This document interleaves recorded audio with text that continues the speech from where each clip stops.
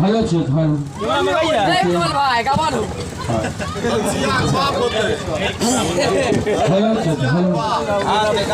देखिए कहते हैं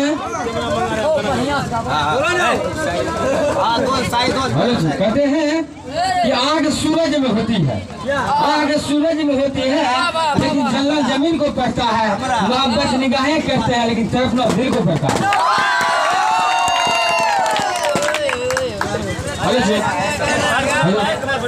छठ पूजा वाला दीजिए, छठ पूजा वाला, छठ पूजा वाला दीजिए।